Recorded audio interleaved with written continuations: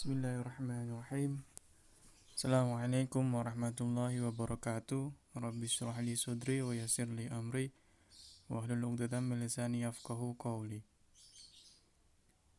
Pertemuan kita kali ini kita akan mendiskusikan tentang mengenal lebih dekat penataan ruang. Pertama, yang ingin saya sampaikan adalah kita belum akan berbicara pemetaan sosial terlebih dahulu pada 3-4 pertemuan ke depan. Nanti pemetaan sosial akan kita bahas pada 3 pertemuan terakhir. Yang kedua, jika berbicara penataan ruang, maka kita bisa merujuk pada Undang-Undang Republik Indonesia Nomor 26 Tahun 2007 tentang penataan ruang. Peraturan ini merupakan rujukan dari Peraturan Pemerintah Nomor 13 Tahun 2017 yang minggu lalu teman-teman baca dan kritisi. Selayaknya undang-undang, pada umumnya, undang-undang ini berisikan ketentuan yang bersifat general dan luas, sehingga perlu ada peraturan yang memperjelas dan menafsirkan secara lebih rinci lagi, bisa berupa peraturan pemerintah, peraturan menteri, peraturan gubernur, peraturan wali kota, peraturan bupati, dan lain sebagainya. Ketentuan umum di dalam Undang-Undang Penataan Ruang ada 34 item, antara lain seperti pengertian ruang itu sendiri, pengertian kawasan, pengertian wilayah, dan berbagai macam ruang dan berbagai macam kawasan maupun wilayah. Oke, selanjutnya kita akan membahas tentang Undang-Undang Republik Indonesia Nomor 26 Tahun 2007 tentang penataan ruang. Ruang sendiri adalah menurut undang-undang tersebut wadah yang meliputi ruang darat, ruang laut, ruang udara, termasuk ruang di dalam bumi sebagai satu kesatuan wilayah, tempat manusia dan makhluk lainnya hidup, melakukan kegiatan dan memelihara kelangsungan hidup. Artinya ruang di sini bermakna sangat luas dan berbagai macam jenisnya. Ada ruang darat, ruang laut, ruang udara, ruang darat yang di dalam bumi. Ruang darat ini merupakan segala macam tumbuhan atau bangunan baik alami maupun buatan yang terdapat di atas tanah. Jadi hutan termasuk di dalamnya, bangunan, jalan, dan lain sebagainya. Kemudian ruang laut. Ruang laut merupakan kawasan yang berkaitan dengan sumber daya alam yang berhubungan dengan lautan. Yang ketiga adalah ruang udara, berupa lalu lintas udara atau skycross, ataupun pengaturan ketinggian sebuah bangunan atau yang biasa dikenal dengan kawasan keselamatan operasi penerbangan, disingkat KKOP. Ruang darat merupakan segala macam tumbuhan, bangunan, baik alami maupun buatan yang terdapat di atas tanah. Sedangkan kalau ruang di dalam bumi, ruang darat di dalam bumi ini, itu adalah penataan ruang yang berada di bagian dalam bumi, seperti jaringan, basement, dan lain sebagainya. Kemudian, setelah kita melihat macam-macam ruang, ada klasifikasi ruang. Klasifikasi ruang di sini ada 5 macam, ada sistem, fungsi utama kawasan, wilayah administrasi, kegiatan kawasan, dan nilai strategis kawasan. Untuk sistem sendiri adalah sistem wilayah, terbagi menjadi sistem wilayah dan sistem internal perkotaan.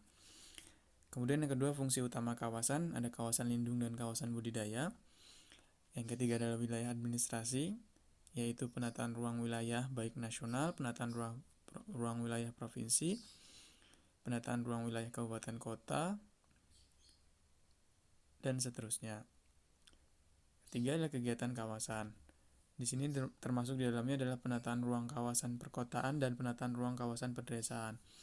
Ini yang biasanya kita sering sekali gunakan dalam kegiatan atau dalam menuliskan sebuah artikel. Biasanya kita mengkategorikan atau mengklasifikasikan wilayah itu berdasarkan kegiatan atau kegiatan kawasannya, yaitu perkotaan atau pedesaan. Kemudian yang ke-5 adalah nilai strategis kawasan. Nilai strategis kawasan di dalamnya adalah penataan ruang kawasan, strategis nasional, strategis provinsi, strategis kabupaten, kota. Di sini adalah yang kita lihat kemarin pada peraturan pemerintah itu di fungsi utama kawasan. Di sana ada penataan ruang wilayah atau biasa kita kemarin gunakan adalah RT/RW, rencana tata ruang wilayah nasional atau provinsi atau kabupaten kota. Ini tadi kurang lebih dari pengertian ruang sendiri, berbagai macam ruang dan klasifikasinya menurut Undang-Undang Republik Indonesia Nomor 26 Tahun 2007. Selanjutnya, mengapa sih perlu ditata ruang itu dan bagaimana menatanya? Untuk pertanyaan pertama, mengapa ruang perlu ditata? Setidaknya dua alasan ini sudah cukup menggambarkan. Yang pertama, penduduk semakin bertambah. Seperti teori Malthus yang pada awal-awal pertemuan kita diskusikan, yang jumlah penduduk semakin banyak tetapi jumlah pangan tidak beriringan. Kemudian ruang di bumi itu terbatas, tidak bertambah dan hanya seperti itu. Sedangkan jumlah penduduk itu akan terus bertambah. Maka ini adalah alasan kuat mengapa ruang itu perlu ditata. Dan bagaimana menatanya? Pertanyaan mengapa ruang perlu ditata yang mendasari sederhana tadi sudah kita jelaskan. Nah, dan bagaimana menatanya? Menurut dalam diskusi kita pada hari ini, maka perlu ada intervensi dalam penataan ruang. Dalam diskusi kita jadikan rujukan adalah Undang-Undang Nomor 2006 Tahun 2007 tentang penataan ruang. Penataan ruang adalah sebuah proses yang terdiri dari perencanaan tata ruang. Teman-teman bisa lihat di perencanaan tata ruang itu di bagian yang lingkaran biru di dalam. Penataan tata ruang kemudian bergeser ke pemanfaatan ruang ke kanan, kemudian diakhiri dengan pengendalian pemanfaatan ruang. Jadi siklus ini berputar terus dari perencanaan tata ruang, pemanfaatan ruang, dan terakhir adalah pengendalian pemanfaatan ruang. Dari tiga tersebut, kita bisa melihat atau termasuk di dalamnya ada beberapa aspek, yaitu pengaturan yang atas sendiri, lingkaran besar, pembinaan, kemudian pelaksanaan, dan pengawasan. Ini adalah aspek-aspek yang berada atau yang selalu beriringan dengan tiga proses tersebut. Sedangkan untuk pengaturan sendiri itu meliputi penyiapan peraturan perundang-undangan dan norma, standar, pedoman, dan kriteria, atau biasa dikenal dengan NSPK, sebagai landasan operasional. Kemudian, pembinaan berupa kegiatan yang mendorong koordinasi, sinkronisasi, pembinaan teknik, sosialisasi, sistem informasi, dan peran masyarakat. Aspek selanjutnya adalah pelaksanaan. Pelaksanaan sendiri itu di dalamnya terdapat proses perencanaan tata ruang, pemanfaatan ruang, dan pengendalian pemanfaatan ruang secara seimbang. Jadi lingkaran di tengah itu adalah pelaksanaan dan berisikan dengan tiga aspek tersebut, tiga proses tersebut. Terakhir adalah pengawasan. Pengawasan sendiri berupa kegiatan pemantauan, evaluasi, dan pelaporan terhadap kinerja penyelenggaraan penataan ruang. Tadi merupakan siklus yang saling berkaitan satu dengan yang lain dan akan selalu menjadi sebuah rangkaian utuh yang tidak akan putus dan tidak bisa dipisahkan. Selanjutnya kita akan sedikit melihat atau mendiskusikan tentang klasifikasi ruang berdasarkan wilayah administrasi yang teman-teman sudah kritisi melalui peraturan pemerintah minggu lalu. Nah, ini adalah rencana tata ruang wilayah nasional, rencana tata ruang provinsi, dan rencana tata ruang kabupaten kota. Gimana sih siklusnya? Gimana sih alurnya? Seperti pada umumnya, peraturan di tingkat nasional akan lebih general daripada yang tingkat provinsi dan apalagi di tingkat kota. Tetapi prinsipnya tidak boleh melanggar dari perencanaan di tingkat nasional. Nah, kita lihat di sini, ini merupakan alur yang bisa dilihat bersama. Rencana tata ruang wilayah nasional merupakan acuan yang digunakan dalam penyusunan rencana tata ruang provinsi, begitupun selanjutnya, baik kabupaten dan kota. Bahkan, rencana pembangunan jangka panjang nasional, atau di sebelah kanan yang tengah ini, RPJPN, itu menjadikan RTRWN atau Rencana Tata Ruang Wilayah Nasional sebagai acuan dan begitupun seterusnya. Perhatikan ya, RTRWN diacu RPJPN atau RPJPN mengacu RTRWN.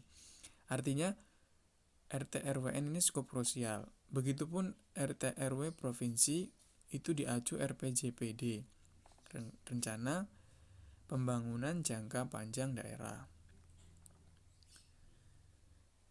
Sehingga yang saya ingin tekankan adalah rencana tata ruang wilayah menjadi dasar dalam penentuan pembangunan bahkan hingga rencana penganggarannya. Coba teman-teman lihat di kolom paling kanan dokumen penganggaran ada RKP dan Renja KL. Itu ditentukan berdasarkan muaranya adalah RTRWN. Jika demikian, kita perlu menyisipkan atau sadar bahwasannya kita sebagai pemberdaya masyarakat perlu menyisipkan nilai-nilai pemberdayaan yang berkelanjutan di dalamnya.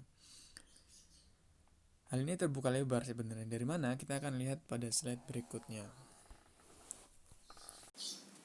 Oke, teman-teman bisa melihat di sini adalah penyusunan rencana tata ruang wilayah kabupaten. Ini merupakan alur penyusunan rencana tata ruang wilayah tingkat kabupaten, tetapi tingkat provinsi maupun kota tidak ada banyak perubahan. Teman-teman bisa melihat ada setidaknya 6 tahapan penyusunan rencana tata ruang wilayah sehingga nantinya ditetapkan oleh pemerintah.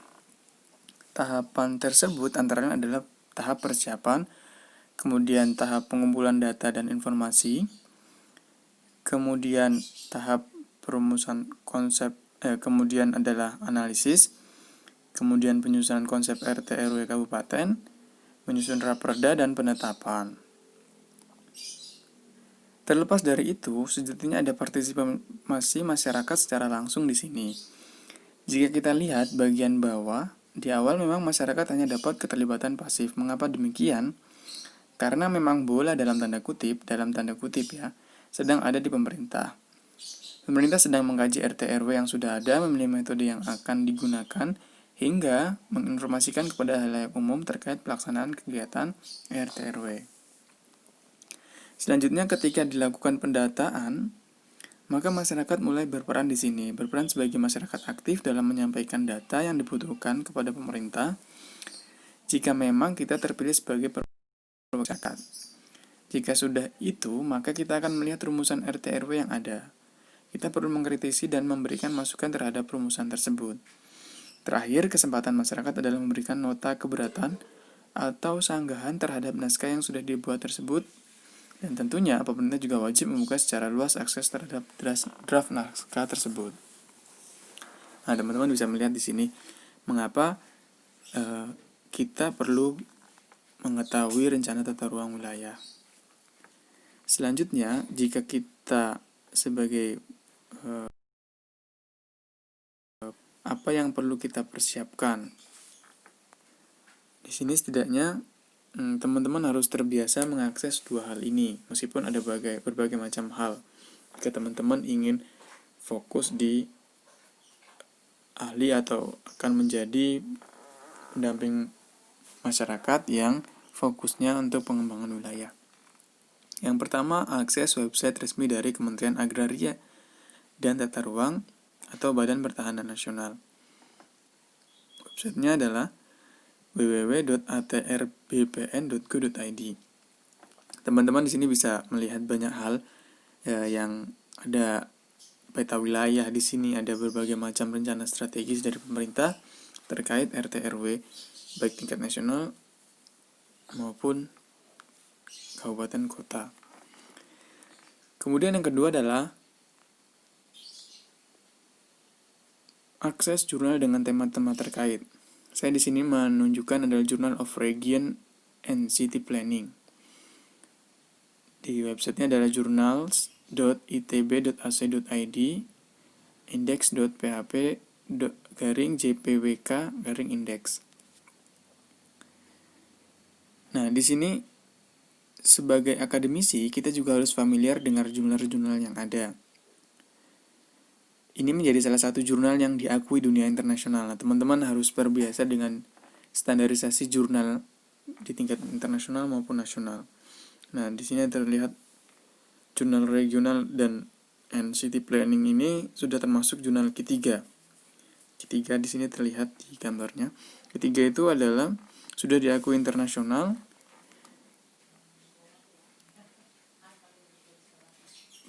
Yang peringkatnya itu kurang lebih 3 teratas di tingkat internasional. Dan peringkat S1 atau Sinta 1 kategori nasional yang artinya merupakan salah satu jurnal terbaik di tingkat nasional. Nah, tadi kalau teman-teman mau jadi praktisi ya harus terbiasa mengakses website resmi dari Kementerian Agraria dan Tata Ruang. Kemudian kalau teman-teman mau jadi akademisi tulen itu jangan lepas dari membuka artikel-artikel yang ada di jurnal ini yang diakui baik di tingkat internasional maupun nasional. Selanjutnya kita akan melihat tentang dua bagian besar rencana tata ruang. Dua bagian besar dalam rencana tata ruang di sini adalah struktur ruang dan struktur pola. Jadi teman-teman kalau melihat di rencana tata ruang wilayah itu kurang lebih ada dua bagian besar sih. Ada struktur ruang dan pola ruang. Apa sih struktur ruang? Struktur ruang itu adalah susunan pusat-pusat permukiman dan sistem jaringan prasarana dan sarana yang secara hierarkis memiliki hubungan fungsional. Sedangkan untuk pola ruang merupakan distribusi peruntukan ruang dalam wilayah yang meliputi peruntukan ruang untuk fungsi lindung dan peruntukan untuk fungsi budidaya. Jadi kalau yang kiri ini bangunan-bangunannya seperti apa, jalannya kayak gimana, terus jalur transportasinya seperti apa, itu di struktur ruang. Sedangkan kalau pola ruang, teman-teman tuh biasanya digambarkan dengan warnanya hijau, warnanya harus dilindungi, atau warna ini untuk bisa di budidaya atau lain sebagainya. Jadi sederhananya cuma itu saja, struktur ruang dan pola ruang. Kemudian kita akan membahas tentang pemanfaatan ruang. Pemanfaatan ruang di sini itu adalah upaya mewujudkan struktur ruang dan pola ruang sesuai dengan rencana tata ruang melalui penyusunan dan pelaksanaan program beserta pembiayaannya. Nah, tadi kan di awal kita ada lingkaran yang saya jelaskan tentang bagaimana menatanya menurut Undang-Undang Tata Ruang itu, Undang-Undang Nomor 26 Tahun 2007 tentang penataan ruang. Itu kan di dalamnya ada, di dalam pelaksanaan penataan ruang itu ada perencanaan tata ruang, pelaksanaan tata ruang, dan pemanfaatan ruang. Di sini pemanfaatan ruang tadi dua hal sebelumnya itu penataan ruang yang kita bahas tentang RPJMDes, tentang rencana tata ruang wilayah nasional maupun provinsi dan kabupaten kota. Kemudian ada apa saja sih di rencana tata ruang tadi, ada struktur pola dan pola ruang, itu termasuk di pemanfaatan ruang. Sedangkan itu termasuk di perencanaan tata ruang. Sedangkan untuk pemanfaatan ruang di sini adalah mewujudkan struktur ruang dan pola ruang tadi. Struktur ruang dan pola ruang itu pembagian yang sudah disampaikan sebelumnya, sesuai dengan rencana tata ruang melalui penyusunan pelaksanaan program beserta pembiayaannya. Kemudian pemanfaatan ruang harus dapat dilaksanakan sesuai dengan standar pelayanan minimal bidang penataan ruang yang kedua standar kualitas lingkungan, dan yang ketiga daya dukung dan daya tampung lingkungan. Jadi ini masih termasuk dalam pemanfaatan ruang. Tadi perencanaan setelah direncanakan, ini pemanfaatan ruang. Ruangnya sudah dimanfaatkan, dasarnya apa atau standarnya apa? Ya 3 hal ini. Harus standar minimal pelayanan, standar pelayanan minimal bidang penataan ruang, standar kualitas lingkungan, dan daya dukung dan daya tampung lingkungan hidup. Kemudian selanjutnya kita akan melihat tentang pengendalian dan pemanfaatan ruang. Kita akan melihat jenis-jenisnya. Apa sih yang membatasi atau yang perlu diperhatikan dari pengendalian pemanfaatan ruang, jenis-jenis wilayah. Ini yang mengendalikan. Pertama, pengaturan zonasi. Disusun sebagai pedoman pengendalian pemanfaatan ruang, disusun berdasarkan rencana rinci tata ruang setiap zona pemanfaatan ruang. Zonasi di sini maksudnya wilayah administrasi. Ada tingkat nasional, provinsi, kabupaten, kota. Jadi siapapun boleh merencanakan, tetapi ada batasan-batasan zonasinya. Di sini dalam artian bagian ini adalah bagian pengendalian. Kemudian yang kedua, perizinan. Izin pemanfaatan ruang adalah izin yang dipersyaratkan dalam kegiatan pemanfaatan ruang sesuai dengan ketentuan peraturan perundang-undangan. Jadi meskipun diberikan keleluasaan dan sudah sesuai dengan zonasinya, tetapi juga harus diperhatikan perizinannya. Kemudian yang ketiga, insentif dan disinsentif. Kalau insentif adalah untuk menunjang atau memberikan imbalan, sedangkan disinsentif merupakan perangkat untuk mencegah atau membatasi. Jadi setelah sesuai dengan zonasi, kita dapat izin. Jadi ada juga pengendalian yang berupa insentif dan disinsentif, seperti keringanan pajak ataupun hukuman-hukuman atau yang membatasi kegiatan tersebut tidak boleh dilaksanakan. Yang ketiga adalah sanksi. Ini merupakan tindakan penerbitan yang dilakukan terhadap pemanfaatan ruang tidak sesuai dengan rencana tata ruang dan peraturan zonasi. Tadi kalau sudah jelas dia melanggar zonasi, maka harus ada sanksinya, atau dia melanggar perizinan maka ada sanksinya. Di sini memang tidak dijelaskan secara rinci menurut undang-undang, tapi akan diperjelas oleh peraturan pemerintah. Oke, berikut tadi sudah kita jelaskan tentang mengenal lebih dalam tentang tata ruang atau penataan ruang. Ini adalah referensi yang bisa teman-teman lihat jika memang ada yang perlu diperdalam.